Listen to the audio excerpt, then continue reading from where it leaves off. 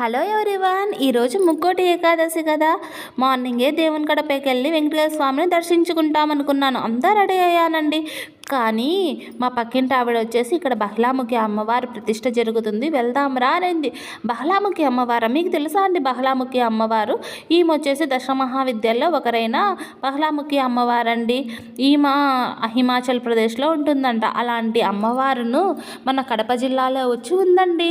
ఒక్కసారి ఆదిత్య అరుణాచల ఋషి ఆశ్రమానికి వెళ్ళి దర్శించండి. ఆశ్రమం లైఫ్లో ఒక్కసారైనా ఈ ఆశ్రమాన్ని దర్శించాలండి. ఈవినింగ్ టైమ్స్ అయితే చాలా ప్రశాంతంగా ఉంటుందండి. ఒక్కసారి వెళ్ళి దర్శించండి, చాలా బాగుంటుంది. ఎందుకో ఫ్యామిలీ మెంబర్స్ మీతో చెప్పబుద్ధి అయింది, చెప్పాను. ఇది ఎలాంటి ప్రమోషన్ కాదు, ఏం కాదు.